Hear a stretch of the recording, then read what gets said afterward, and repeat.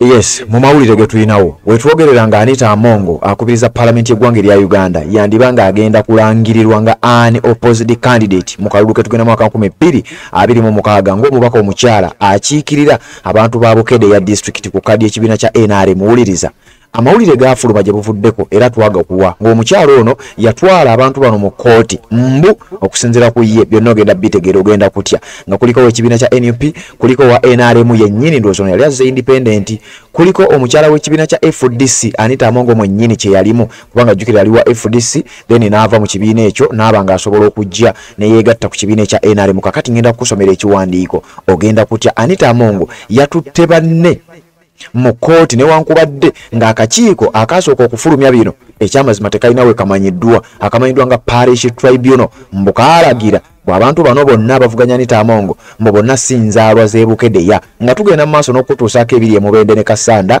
Robert Kyagulanyi Ssentamu gyagenda maaso n'okuba nga ate akampeininga olunaku olwaliro ngenda bikuwa wabula nga sinaba kubanga nkutuusa eyo nga sinaba kubanga nkuwa bino kansooke nkuggirewo amawulire gano obeere nga ate ogenda mu maaso n'okuba nga ogategeera bulungi. Waliwo ensonga egenda mu maaso era waliwo kaweefube obw'okulaba nga Anita Amongo ayitawo unopposed. Kigambibwa nti omukyalo ono yabeerera mu kibiina kya FDC atali mulala Anita Amongo gwe njogerako yaliko mu kibiina kya FDC era ne mu FDC eyo olunaku lwe yajoyininga ekibiina kya NRM kigambibwa nti baali bamaze kumwexposinga mbu nga bw'ogenda okuwulira bwe ngenda okukusomera kubanga byonna mbikuleetedde.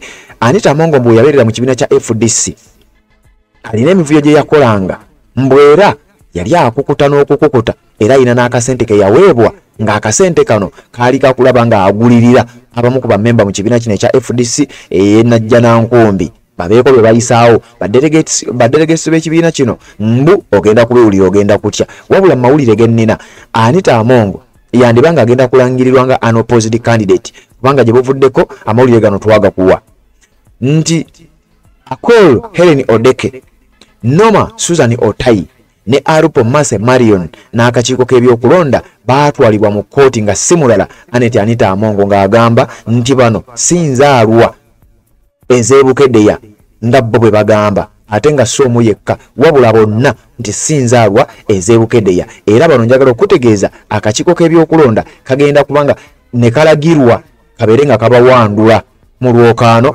Anita Amongo asobola okugenda mu lwokaano luno nga tavuganyiziddwa wabula nga kigambibwa okusinziira ku bamanyi eby'omunda nti yandibanga yatya buti yandibanga waliwo okutya nti omukyalo ono alabika abadde tajja kuwangula singa bamuvuganya.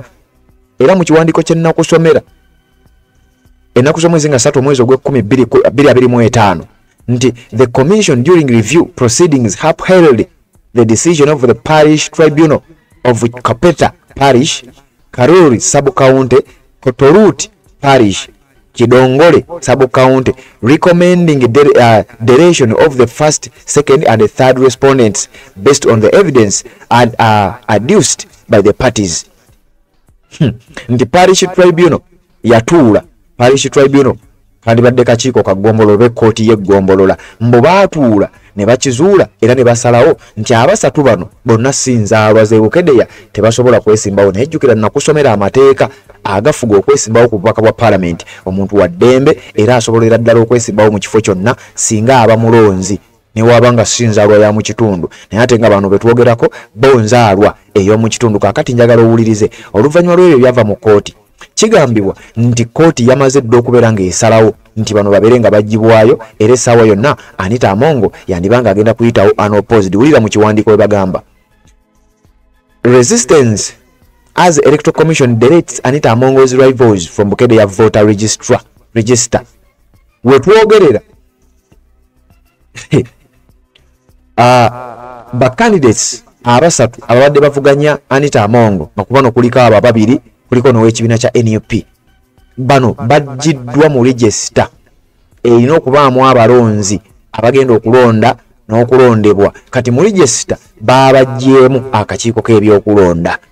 Wuliriza wekiwandiiko wekigamba Uganda's Electoral Commission EC is facing growing backlash from the opposition parties, lawyers and civic activists following revelations that 3 women seeking to challenge Speaker of Parliament Anita Amongo for the Bukedde Woman MP seat have been deleted from the National Voters Register.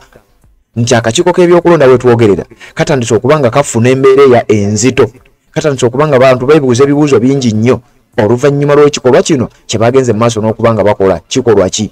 Akakiiko k'ebyokulonda kadereetinze abantu basatu okubeera nga tebagenda kukkirizibwa kubeera nga babeera kugamba babadereetinze mu voters register, ate ngeno register ye kukakasa nti oli mulonzi nga kiba kitegeeza okkirizibwa okwesimba ewantu wonna. Kakati akakiiko k'ebyokulonda kagendedde ku bigambibwa okuba ebiragiro ebya Anita Among ne babadereetinga abantu bano bambi ne babajja mu register. Kati wetwogerera si balonzi mu Uganda, ate nga jjukira lyerimu ku tteeka olina okuba registered voter okwesimba ku kifo ky'omubaka wa parliament mu kitundu kyonna. Kakati bano wetwogerera abasatu bo kati si balonzi, balangiriddwa okusinziira ku kiwandiiko kino kyennina kigambibwa nti kati si balonzi, tebali ba registered voters, ate nga ke kamu ku buwaayiro obukuwa ebbeetu okwesimba mu kifo kyonna.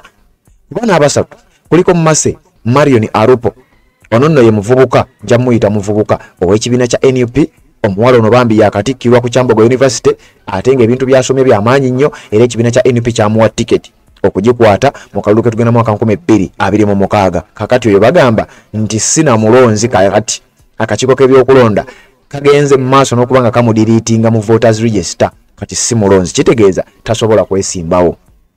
Kuliko omukyala amanyiddwa nga Noma Susan Otai ow'ekibiina kya FDC, kyokka ng'ono ow'ekibiina kya FDC kyekibiina kyennyini Anita Among mwe yali, eyo ngenda kutuukayo. Noma Susan Otai naye bamuwanduukuludde, kati wetwogerera nga okusinziira ku bitabo si mulonzi mu Uganda, talina wagenda kulondera, kitegeeza tagenda na kulonda. Kuliko wa NRM amanyiddwa nga Helen Akol Odeke, ono naye wetwogerera bamaze okumudiriitinga mu voters register, kitegeeza naye si mulonzi, ate oba toli mulonzi tokkirizibwa kwesimbawo. We are struck off the register after parish tribunals in Bukedea district reportedly ruled that they were not eligible voters in their areas of origin. Akakiiko k'ebyokulonda kabawanduukuludde oba kabadiriitinze mu voters register ey'eggwanga oluvannyuma lw'ekye bayise parish tribunal ez'enjawulo ezaatula nga bwe nakusomera okusinziira ku Anita Among nti parish tribunals zaatula ne zikakasa nti bano munnange si ba registered voter era sina batuuze mu bitundu eby'Bukedde yeeyo, buli omu n'eggombolola ye gy'avaamu nga bwe nabikutegeeza. National Unity Platform President Robert Kyagulanyi Ssentamu, also known as Bobi Wine, denounced the decision as a deliberate effort to shield the speaker from competition in the 2026 elections. Akulira ekibiina kya National Unity Platform nga simulala Robert Kyagulanyi Ssentamu yavuddeyo ye n'avumirira bino era n'ategeeza nti kino bali mu kukikozesa okulaba nga bashieldinga oba bali mu kulwanirira Anita Among okulaba nga tavuganyizibwa mu kalulu ke tugenda mu mwaka 2026. We waliwo enkugambidde nti oba oli awo singa avuganyizibwa yandibanga ayinza obutawangula, kati okutya kugambibwa okuba nti wano kirabika we kwavudde ne baba nga bagenda maaso n'okukola ekisoboka okulaba nga Anita Among tavuganyizibwa. These three women sought to challenge that shameless woman. Bino nno bigambo bya Robert Kyagulanyi Ssentamu nti bano abakyala abasatu babadde beenokoddeyo okuchallenginga, okuvuganya n'okugoba omukyalo oyo ataswala, shameless woman Anita Among, naye nti tewali n'omu eyayitibwa mu ezo zi tribunal ze bagamba. Robert Kyagulanyi Ssentamu ategeeza, yayise ku mukutu gwe gwa X n'ategeeza nti ezo tribunal ze bagamba nti zaatuula ez'ekyalo ne zisalawo nti bano si batuuze. Robert Kyagulanyi agamba ku bano bonna tekuli yayitibwa, kitegeeza n'ezo tribunal tetumanyi oba gyeziri newankubadde nga ne mu mateeka tezimanyiddwa, naye ate kijja kitya okubeera nga ate zaasalawo, ate mu kusalawo bano abasatu be bagamba nti be basaliddewo ate bo ne batayitibwa kubeerawo nga bababuulira bye basazeewo. Kitegeeza ezo tribunals zaasalawo okusinziira ku biragiro ebyaziweebwa. Even after the case was filed in court, before it could be heard, the Electoral Commission sat last week and resolved to delete them. We are dealing with unprecedented impunity. Robert Kyagulanyi Ssentamu atabuse agamba nti newankubadde bino byonna biri bwe bityo, akakiiko k'ebyokulonda tekagenda namaaso nakugoberera amateeka wabula kaatuula mu bbanga ettono ennyo nako ne kagenda maaso n'okukola ekyo eky'okudiriitinga bano mu voters register. He warned that such actions erode public trust in the commission and threaten Uganda's democratic future. n'agamba nti ekyo ekikolwa akakiiko k'ebyokulonda kye kakoze Simon Yabakama ne banne ekikolwa ekyo kireetedde bannayuganda okubeera nga tebakyalina na bwesige eri akakiiko kano era n'agamba nti ne mu kalulu ke tugenda mu mwaka 2026 akakiiko kammwe kati kagenda kuba kabuusibwa kwebyo bye bazze bakola bye bazze bategeka n'engeri gye babadde babikolamu onaawulira okusinziira ku ye Robert Kyagulanyi Ssentamu ne yeebuuza Anita Amongo yaani. Uliriza, unless citizens stand up to the end to end this nonsense, we are heading down a dark road. Robert Kyagulanyi Ssentamu ng'ategeeza nti okujjako nga bannayuganda basituse ne bazuukuka ne bamanya bwe balina okwerwanako ekyamazima eggwanga ligenda kuggwaawo. Bino byabadde bigambo bye yabitadde ku mukutu ogwa X. Lawyers Jonathan Erotu faulted the SC Electoral Commission for violating clear provisions of the law governing voter registration, arguing that the candidates met the constitutional criteria for inclusion on the register. Omu ku bannamateeka abagundiivu mu ggwanga erya Uganda ono ng'amanyiddwa nga Jonathan Erotu ono yategeeza akakiiko k'ebyokulonda nti ekyamazima mutandise okuva ku mateeka era mutandise okweyoleka nti n'ebyomukola oba oliawo tebigoberera mateeka olw'ensonga nti bano bonna baali balina ebisaanyizo ebibakkiriza okwesimba ku bifo ebyo oluvannyuma lw'okubeera nti baali batuukiriza byonna amateeka ge bisaba okulaba nga bano bafuuka ba candidates mu kifo kyonna kye baagadde. Wulira bwe yagambye, when someone originates from an area it is their place of origin. Tisinga omuntu aba alina gy'ava kiba kifo kye gy'ava, where they were born gye baazaalibwa, where their family all ancestors came from abantu bazadde be gye baava oba gye basibuka, where they are buried gye baziikibwa. Residence is where someone spends most of their time. Nti ate residence wantu omuntu gy'abeera gya spendingira obudde bwe obusinga. Mase Alupo is born of Bukedea and has a family there. Some buried. The Electoral Commission only had one job and horribly failed at it. Nti Mase Marion w'ekibiina kya NUP azaalibwa Bukedea nga n'obujulizi bwe buli n'abafamile ye gye bali abamu n'okufa baafeera baaziikibwa. Eyo kitegeeza naye yennyini eyo gy'aziikibwa. Omukyalo n'ekibiina kya NUP gwe kyabadde kiwadde tiketi. Kati omunnamateeka ono abuuza akakiiko k'ebyokulonda nsonga ki gye mwayimiriddeko okubanga mubawanduukulula. He cited Section 19 of the Electoral Commission Act, which states that a Ugandan citizen aged 18 or above is entitled to register as a voter either in a parish where they originate or from where they reside. Akawaayira ke 19 akafuga amateeka g'ebyokulonda mu ggwanga erya Uganda kakkiriza omuntu yenna munnayuganda singa aweza emyaka 18 waddembe okwewandiisa ng'omulonzi either mu kitundu gy'azaalibwa oba mu kitundu gy'awangaalira. Oyinza okuba nga gy'ozaalibwa nga kati si gy'owangaalira, wabula etteeka erifuga ebyokulonda akawaayira ke 19 kakukkiriza kasita oba ng'oweza emyaka 18 oli waddembe okwewandiisiza gye bakuzaala nga gy'ojja okulondera, oli waddembe okwewandiisiza gy'owangaalira nga gy'ogenda okulondera. Bino byonna bikkirizibwa. Ulira, NUP's candidate Honorable Mase Marion Alupo accused the Bukedea Electoral Commission Office of being compromised by personal and political loyalties. Ono w'ekibiina kya NUP yafuddemu ekigambo era yanenyezza akakiiko k'ebyokulonda naddala aka district ey'e Bukedea n'ategeeza nti bano be mulaba bagenda maaso n'okuba nga bakolera ku personal interest za muntu omu. Kakati nno nakugambye okuwa ku byafaayo bya Anita Amongo byogenda okuwulira otye. Yategeezezza nti last time we saw how desperately she fought to see Emorut as one of the Electoral Commission commissioners. System Volongoto bwati nno bwe yagambye ono omuwala Mase Marion Alupo. Yategeezezza nti ku mulundi mu kaseera akayise Anita Amongo yali alwana nnyo omukulu amanyiddwa nga Emorut abeere Electoral Commission, abeere omu ku ba commissioners abe Electoral Commission mu bitundu ebyo. Ndowooza nga alina ensonga lwaki alina okubeera nga kiraga nti bw'anaafuuka oba oliawo ajja kuba agenda maaso n'okuba nga amufevalinga n'abamu ku batuuze mu bitundu by'e Bukedea balina bye boogedde. Wuliriza, in Kachumbala, Korir and Kidongole sub-counties, villagers gathered at trading centers on Monday evening to denounce the deletions. Nti ku bitundu ekitundu ekimanyiddwa nga Kachumbala, ekitundu ekimanyiddwa nga Korir n'ekitundu ekimanyiddwa nga Kidongole sub-counties zino abamu ku batuuze mu bitundu bino baatuuse n'okukuŋŋaana nga balaga okuwakanya era nga bavumirira ne sekuvumirira yenna akakiiko k'ebyokulonda bye kyakoze okugenda maaso n'okudereetinga abantu bano bakuŋŋaanye nga bawakanya ebintu bino wira bwe bagambye omu ku batuuze onono nga musomesa yagambye we know Mercy Alupo ekibiina kya NUP tumumanyi Mercy Alupo. She was born here, yazalibwa wano. Her parents are buried here, bazadde be bali wano era baziikibwa wano. How can they say she's not from Bukedeya? Bagamba batya nti tava mu Bukedeya, bamuyita Scovia Call. Onono nga musomesa mu kitundu kyekimanyiddwa nga Koril ewazaalibwa ekibiina kya NUP gwe kyabadde kiwadde kaadi amanyiddwa nga Mercy Marion Alupo. Kakati bano abatuuze bagamba tebagenda kukkiriza bino.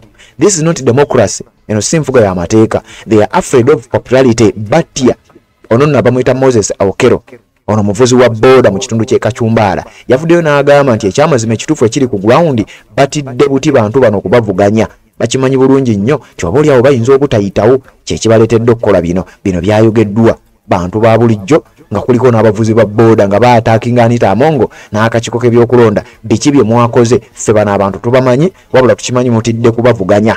Others accused the commission of undermining Bukedeya's right to choose its own leaders. Abamu baalabiddwako nga bagenda maaso n'okuvumirira akakiiko k'ebyokulonda nga bagamba nti mutuggyeko eddembe lyaffe okwerondera abantu be twagala mwagala kutusibako bantu mwe be mwagala. They are trying to force us to support one person. Ono bamuyita David Ochen ono nno mulimi wa ku kitundu yagambye bali mu kugezaako kutukaka nti tubeere nga tulonda omuntu omu. Even if they delete her from the register we will support Alupo, she is our daughter.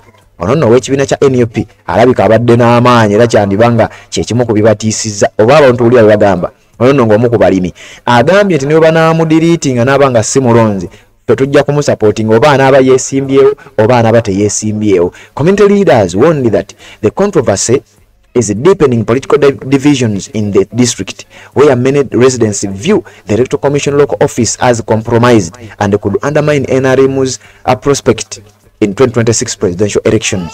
Abantu batuse n'okugamba nti akakiiko k'ebyokulonda bakizudde nti kali mu kukolera muntu era kino kyandireeta obuzibu naddala mu kalulu ke tugenda mu mwaka 2026 naddala ku sayidi yaabwe aba NRM n'abalala bagamba abagenda maaso n'okuba nga beenyigira mu bintu bino abo abagambibwa okubeera nti bakulira akakiiko k'ebyokulonda kubanga bagamba tumanyi bulungi nnyo Anita Amongo kiki kyabala era kiki kyagenderera era baani baakolera n'ebiragiro biyinza kuba nga bivaawa. Kaakati wuliriza bulungi nnyo ekigenda mu maaso ogenda kutya. Tubadde tukyali awo ne tufuna ebimu ku byama oba ebimu ku byafaayo bya Anita Amongo ebitonotono ebimu ku ebyo bimuviiriddeko n'okubanga bannabyabufuzi mwekengera ddala abava mu kitundu ekyo nga bagamba tetugenda kukkiriza kulaba nga Anita Amongo agenda maaso n'okukola kino. Kigambibwa nti Anita Amongo ono baamu-exposingako jjukira nkugambe yali mu kibiina kya FDC era we yabeerera mu kibiina kya FDC aliko ebintu bye yakolanga. Yajoyininga ekibiina kya NRM ennaku z'omwezi nga 23 omwezi ogw'omusanvu omwaka gwa 2022. Anita Amongo yaliwo opposition era yaliwo FDC gwe abadde takimanyi. Kakati wuliriza ennaku z'omwezi nga 23 omwezi ogw'omusanvu omwaka 2022 Anita Amongo yajoyininga ekibiina kya NRM. Kansooke nkuwa ebigambo bye yayogera nzije nkubulira ezimu ku nsonga lwaki yava mu kibiina kya FDC n'ajoyininga NRM. Wuliriza.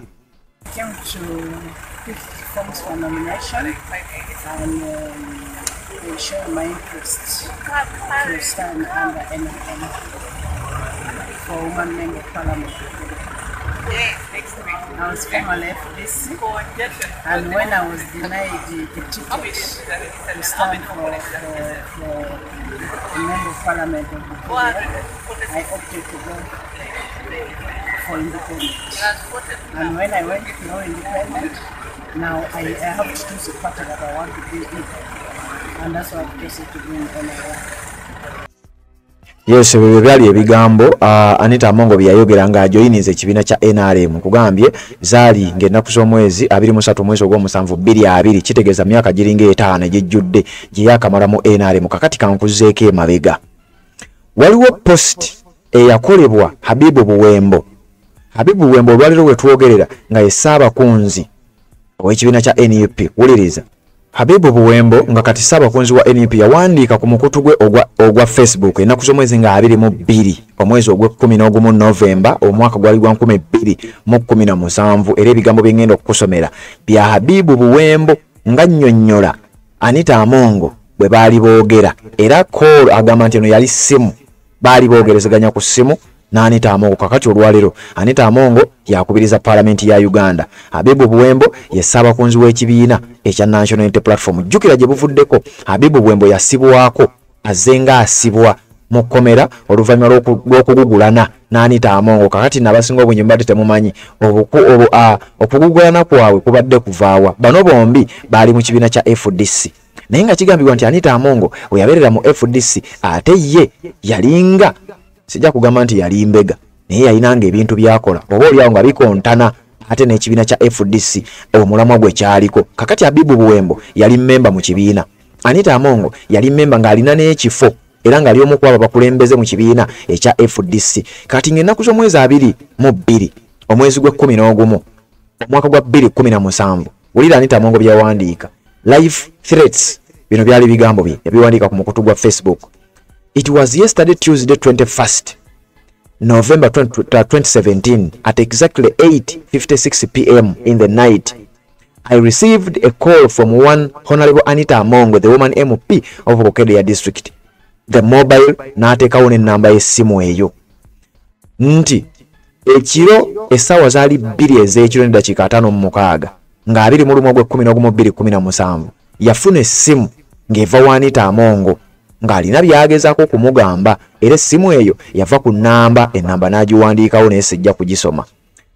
Anita Amongo yamubuuza nti yeggwa Habibu Buwembo n'amuddamu nti yenze. Anita Amongo n'amugamba lwaki osindikira ba delegates message aba FDC. Habibu Buwembo n'amuddamu bw'ati to my understanding you are not a delegate and you are not FDC, why are you bothered? N'amugamba nti gwe tukumanyi bulungi toli delegate ate toli wa FDC lwaki ofaayo. Why are you spoiling my name that I'm bribing delegates? I'm receiving calls from different delegates about you and messages, but Habib, I can't take this law. Tomorrow, which is today or Wednesday, I'm coming with action. And it goes off. Nti jukira nkugambye mu 2016 Anita Amongo yali avuganyizza ku nga independent ng'ekibiina kya FDC kimumye kaadi.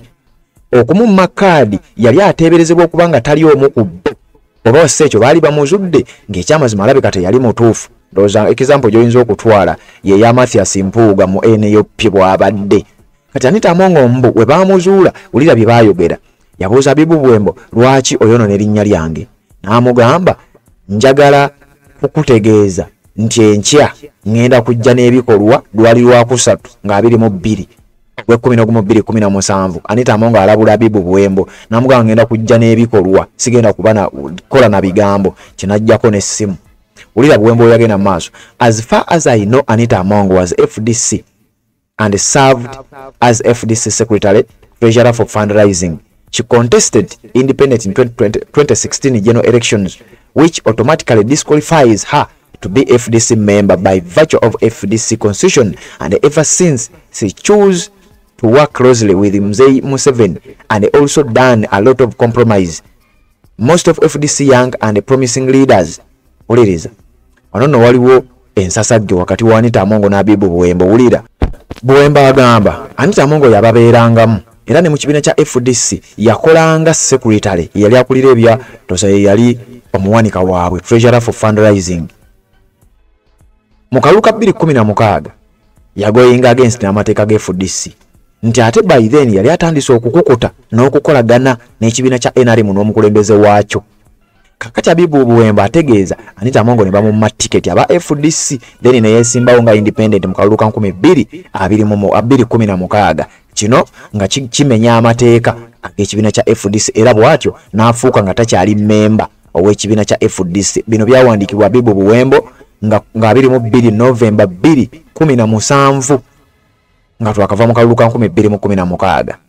Anita Amongo mwe yali yesimbye nga independent alioka aviire ddala mu kibiina kya FDC then ate mu 2020 ajoyininga ekibiina kya NRM officially nga bwe nkulaza akatambi kali.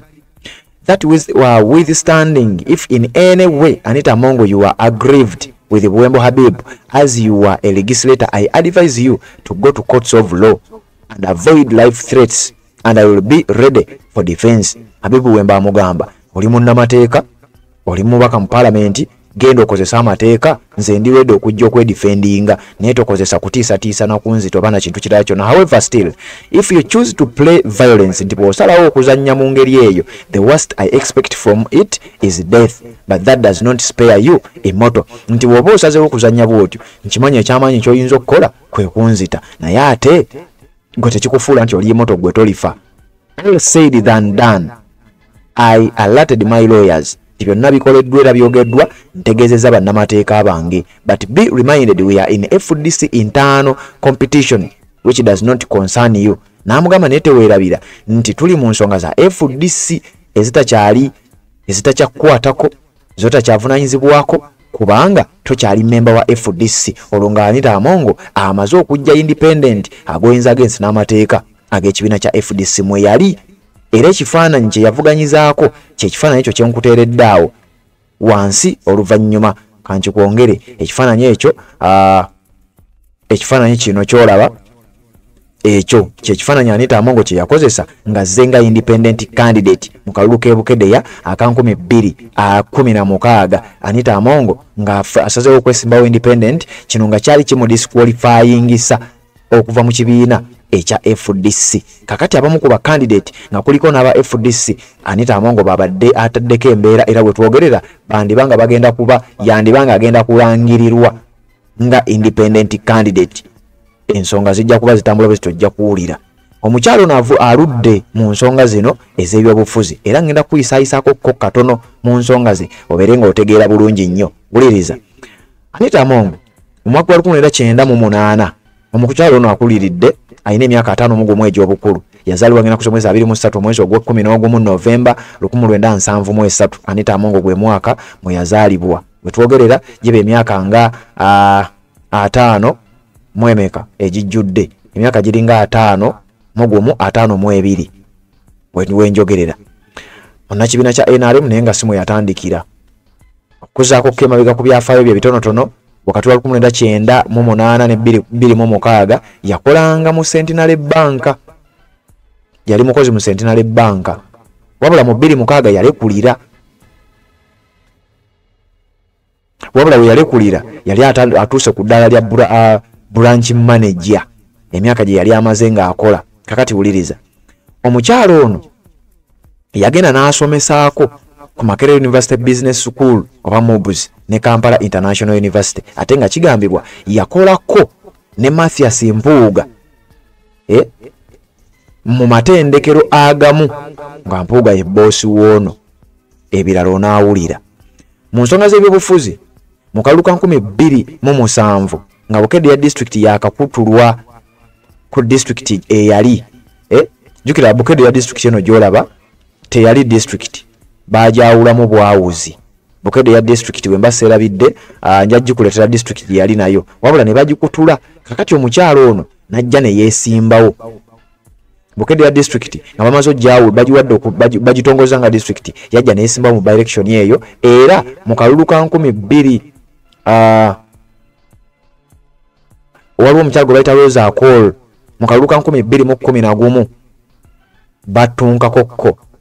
Era kigambibwa nti Anita Among yali memba nnyo owa FDC wabula mu kalulu ka 2016 najja nga independent. Ekintu ekyaleeta obuzibu era ekyaleetera okubanga takyali mu kibiina kya FDC 2020 n'ajoyininga ekibiina kya NRM n'aba nga yawukanidde ddala n'aba FDC ewaava emberebezi. Kakati Anita Among azenga ayita mu bintu ebyenjawulo ngenda kusomeza 3 omwezi ogwokuna 2024 eggwanga lya United Kingdom eggwanga lya UAE United Arab Emirates n'eggwanga lya America bamuteekako envumbo okubeera nga takkirizibwa kulinnya kigere mu mawanga ago oluvannyuma lw'okuba nti yazuulwa nga y'omu ku abo ababba amabaati n'ebimu ku bintu ebirala ebyali bigenda okuyamba abantu be Karamojja abali mu mbeera embi. Kati nno nga gino gye gimu ku misango egyaviirako Abibu Buwembo okubeera nga yakwatibwa n'aggalirwa nga ne wetwogerera akyagenda maaso n'okuba nga akyawera ennemba n'egimu ku misango egyo egyamuteekebwako Anita Among. Kakati Anita Among ono abadde akola nnyo okusanyusa mukama we General Yoweri Kaguta Museveni naddala mu Parliament ebisiyaga nga Donald Trump tannalayira nga president wa America. Anita Among y'omu ku bantu abaali nga bavuga narrative ey'ebisiyaga okubanga babisiba Robert Kyagulanyi Ssentamu n'ekibiina kya NUP okutuusa ebyamawe byavaayo ti gavumenti y'eggwanga erya Uganda yalina akasente ke yalinga efuna mu nsonga z'ebisiyaga era nga kino kyaleetera abantu abamu okutandika okugenda maaso n'okuba nga basirika. Wuliriza. We are not bribed in any way. And we are not, as a House of Parliament, going to be diverted from the homosexuality that you're talking about into bribes. They are trying to cover their homosexuality, saying that Parliament is being bribed. We are not bribed. Eat your money of homosexuality, sell your country, and keep quiet on your own. Honorable members,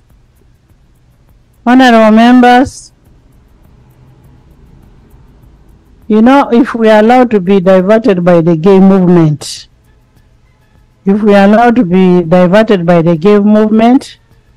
who are receiving their foreign support to erode our culture, our values, and we will continue debating on the gays every day over that 100 million. For us, let's work.